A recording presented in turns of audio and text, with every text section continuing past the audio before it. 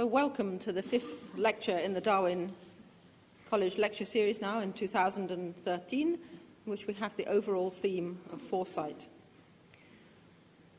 As you may know, the lectures are freely available on the university's streaming media service. Just follow the links from the Darwin College website. So far in this series, our speakers have covered foresight in ancient civilizations, in journalism, in science fiction, and the history of science. Today we turn to what some might regard as a paradoxical choice, given our general theme of foresight: music. How on earth can music involve foresight? Music soothes, music stirs, music enrages, music pacifies, but how can it be linked to foresight? I trained as a mathematician.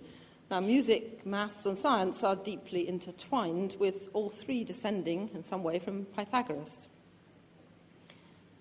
To quote Plato in the Republic, musical training is a more potent instrument than any other, because music and harmony find their way into the inward places of the soul, on which they mightily fasten, imparting grace. Is this not foresight? You can almost hear a cello playing Bach in those words. Music, this potent channel to wisdom, we search into ourselves even as we look forwards. Now, tonight we are very fortunate to have Nicholas Cook as our speaker. He, as you can see from the screen, is the 1684 Professor of Music here in Cambridge. And in case you're wondering, 1684 marks the founding of the Professorship of Music. The first holder was Nicholas Staggins, Master of the King's Music. Nicholas Cook is a Fellow of Darwin College. He's co-editor of the Cambridge History of 20th Century Music, author of 9 books and editor of more, as well as author of numerous articles. He's a noted authority on Beethoven, especially that wonderful Ninth Symphony, and he's completed a movement of Beethoven's unfinished 6th piano concerto. Music gives perspective far beyond the ordinary sight of humanity. Nicholas Cook, we much look forward to hearing your selections and your insight on foresight in music. Thank you.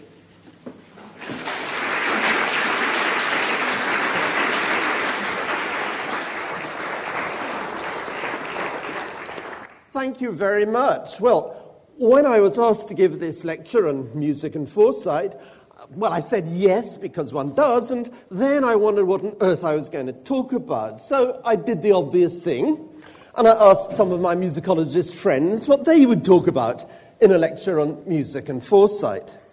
And the second thing they all said was the same: Atali. The first thing they all said is they wouldn't do a lecture on music and foresight. Okay, and when they said Atali, they were talking about the French economist, politician, and founding president of the European Bank for Reconstruction and Development, Jacques Attali. Among the general public, Attali is best remembered for the circumstances surrounding his resignation from the bank, which included the £750,000 spent on replacing the red travertine marble in the lobby of the bank's brand new headquarters by a paler and, in his view, more aesthetically appropriate Carrera marble.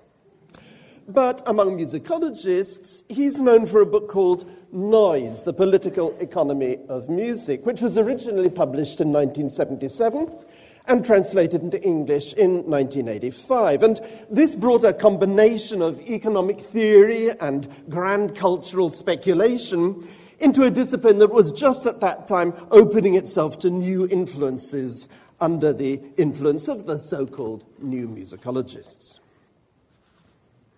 So, what did Jacques Attali have to say about the marble? Not a lot, but he was more forthcoming on music and foresight.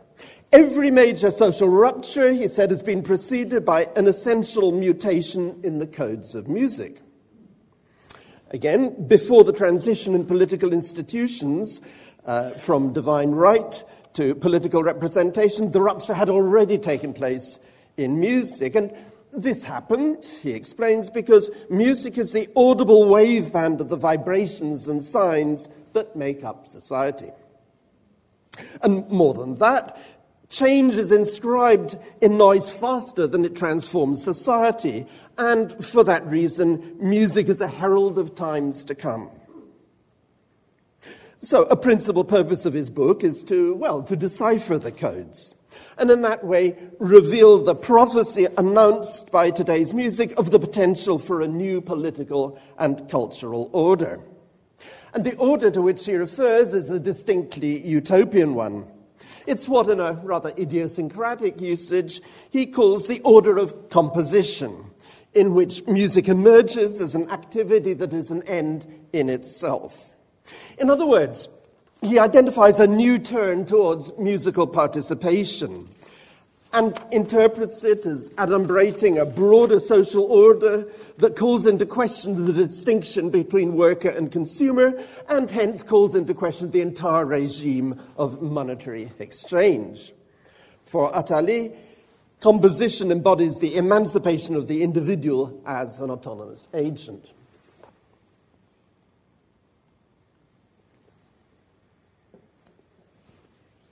Noise was translated into English by no less a figure than Brian Masumi, and Frederick Jameson provided a foreword. And in his foreword, Jameson explained the originality of Attali's book through its inversion of the classic Marxist model, according to which the economic base is reflected in the cultural superstructure. As Jameson says, Attali is the first to have drawn the other possible logical consequence of the reciprocal interaction model, namely the possibility of a superstructure to anticipate historical developments, to foreshadow new social formations in a prophetic and annunciatory way. Well, that's a heady project, a heady prospect. On the one hand, empowering the artist who may contribute to social change, and on the other, empowering the commentator who can read social change from musical practice. It also resonates with a small number of empirical observations I've been able to identify. Ariel Berg writes that independently introduced tapes of ultra-nationalistic Croatian music were on sale in stalls long before there was open war. And according to Donna Buchanan, performances and recordings by Bulgarian musicians during the 1980s functioned not only as prominent harbingers, but as agents of political transformation or transition. But in what way might Attali's approach provide a more general explanatory framework for such phenomena? Well, there's an obvious resonance between what Attali is saying and T.W. Adorno's idea that music has the capacity to express in the antinomies of its own formal language the exigencies of the social situation. It presents social problems through its own material and according to its own formal laws, problems which music contains within the innermost cells of its technique. It's this aspect of Adorno's approach that prompted the new musicologists, and especially Susan McClary, to attempt to decipher classical scores in terms of social meaning. For example, in her famous or infamous interpretation of the tonal drive of Beethoven's Ninth Symphony as a symbolic expression of pathological misogyny. So is that the sort of thing Attali had in mind? But then, by the time the new musicologists had latched onto Adorno, sociologists had turned away from this kind of deciphering approach. As Howard Becker put it in a lecture he delivered to ethnomusicologists in 1989, sociologists aren't much interested in decoding artworks, in finding the work's secret meanings as reflections of a society. They prefer to see those works as the result of what a lot of people have done jointly. In other words, you don't understand social relationships by looking in musical scores, by poking your nose in them. You do it by seeing what people do in musical contexts, which is what Buchanan meant when she talked about Bulgarian musicians acting as agents of political transition. So is that then what Attali had in mind? In truth, it's hard to be sure which of those two he meant, or even whether he knew which he meant. Nor is it at all clear what sort of participatory music Attali was talking about. He speaks of it as having emerged over the previous 20 years, that's to say up to 1977, when the book first appeared in French. And as you might expect of a French intellectual of that period, he cites composers of the European avant-garde, such as Pierre Boulez, Karl-Heinz Stockhausen, and Luciano Berio. But they stood for an elite culture making unprecedented demand on technical skills, the opposite extreme from a participatory musical culture. Then he makes a few references to figures as disparate as John Cage, Jimi Hendrix, and the Rolling Stones. He also talks, and at rather more length, about the New York-based Jazz Composers Orchestra Association, and he quotes Malcolm X on free jazz. But what he says here doesn't inspire confidence. Alan Sandbridge speaks of Attali's cursory 2.5-page analysis of a music with which he seems barely familiar, making some rather curious errors, which Sandbridge then goes on to detail at length, and we don't want to go there. Other than that, there's just a distinctly vague reference to the number of small orchestras for amateurs who play for free, and whose numbers, Attali says, have mushroomed. Now, in the afterword that she contributed to the English version of Attali's book, so everybody was there, Susan McClary interpreted Attali's composition in terms of punk rock. And a number of subsequent commentators have followed her lead. Whether that's actually what Attali had in mind is quite a different matter. Apart from the fact that he doesn't actually mention punk, it was only in 1977, the year the book actually came out, that punk hit the headlines. That was the year when Sid Vicious joined the Sex Pistols and The Clash released their debut album. Recently, another more contemporary interpretation of Attali has emerged, but I'll come to that towards the end of this talk.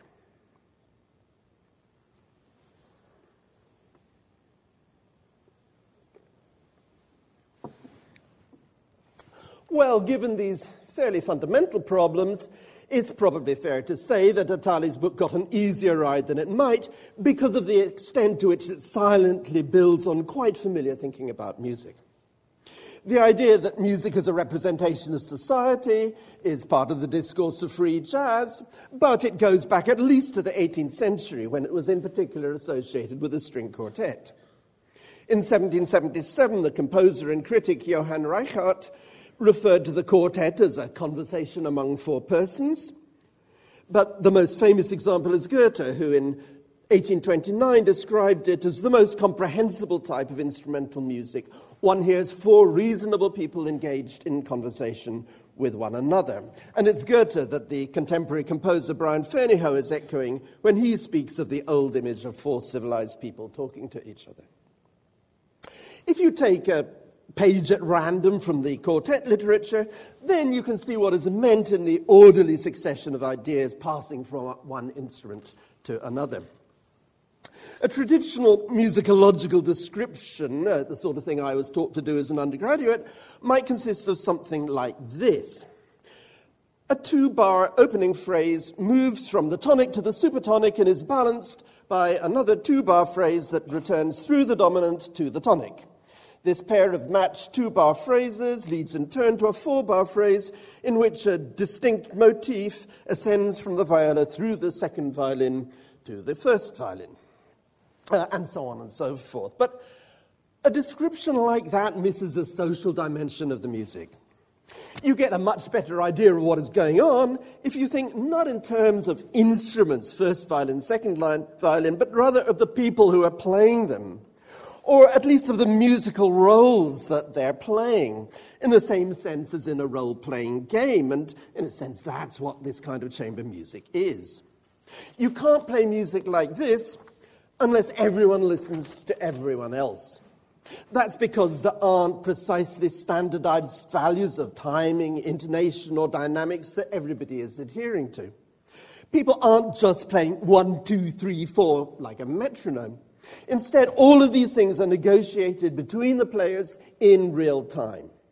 In this way, the music doesn't simply represent the ideal community that Reichhardt, Goethe, and Ferneyhough were talking about. It enacts it, it makes it present, it makes it audible, choreographs the formation of interpersonal relationships or the acting out of interpersonal roles for as long as the music lasts. So the idea of music as an embodiment of society is one established trope on which Attali was drawing. A second such trope is the idea that music, though ostensibly the most evanescent of cultural practices, somehow stands outside the temporality of the everyday world. Actually, this is a basic principle that has conditioned Western thinking about music for as long as you want to trace it back. In the early medieval period, the Platonic idea of earthly phenomena being copies of transcendent forms was adapted to music in a way that gave it enduring relevance to the Western art tradition. Sounds were seen as copies of entities whose primary form of existence was in written form. As Sam Barrett puts it, speaking of neumes, notation served not simply as a pragmatic aide-memoire, but as a reflexive tool for disciplined knowing, and more than that, it mirrors a higher order of being. And this idea has survived right up to the present day in the concept of music as a form of writing, or at least as an abstract entity that is embodied in or signified by writing. Seen this way, music is not sound, but rather something abstract that is realized through sound. And since sound is inherently temporal, a vibration is after all a relationship between intensity and time, this is as much to say that music is understood as something that is realized through time, but not in itself temporal.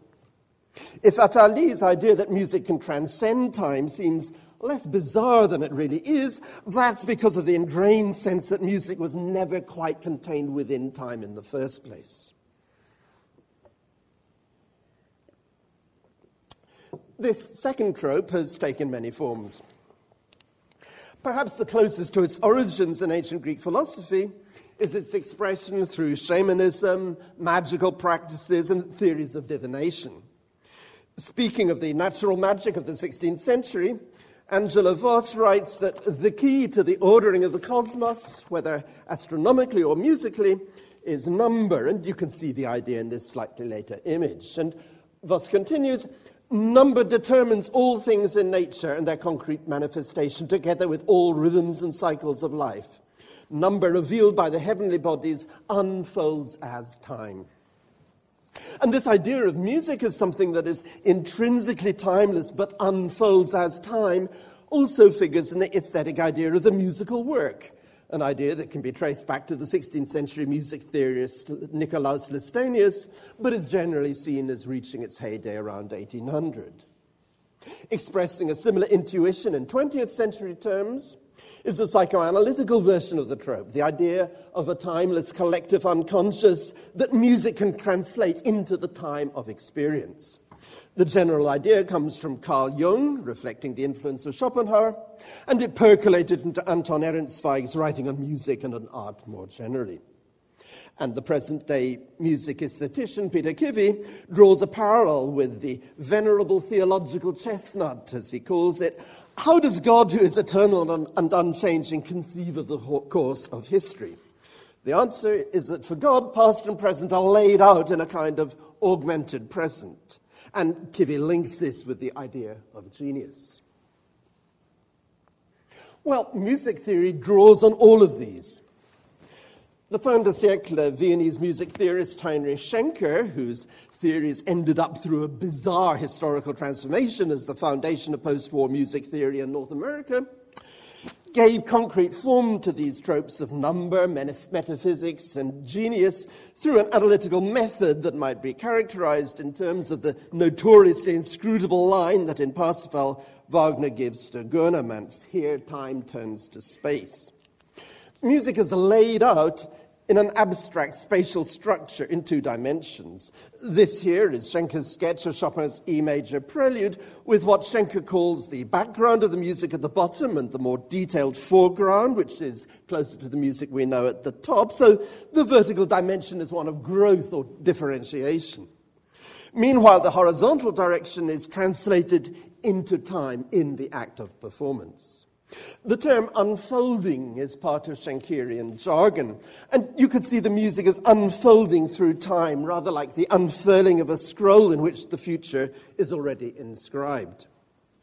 There is, in short, a spatial metaphor that is deeply buried at the heart of thinking about music, that bears upon our basic sense of what kind of a thing music is, and that is consequently shared by Schenkers and practically every other analytical approach. It is, of course, the same metaphor that is built into the idea of foresight. The word for here exists, but it's little used, and some dictionaries gloss it as archaic.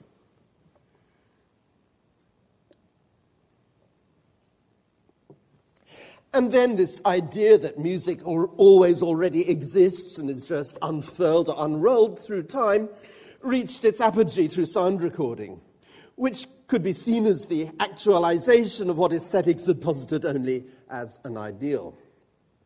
The 300-meter-long coiled groove of a 78 discs, that's how long it would be if you uncoiled it, this coiled groove was originally seen as a kind of script. In fact, that was the first argument advanced for bringing recordings within copyright.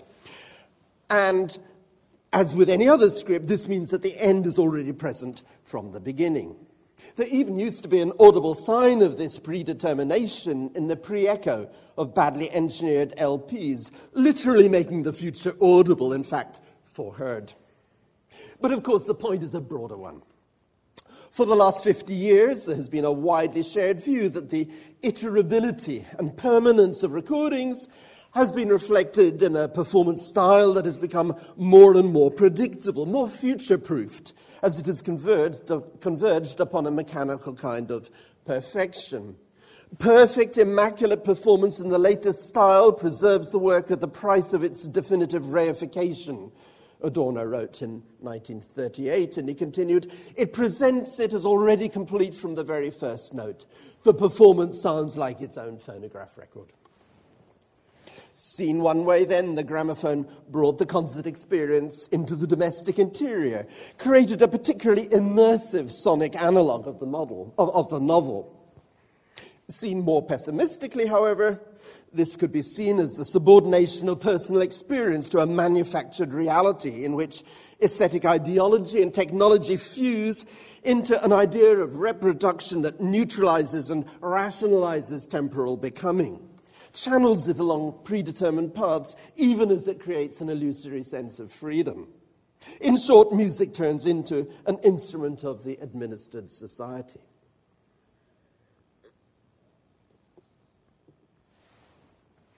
That, of course, was Adorno's view, and it's here that the link between him and Attali is strongest.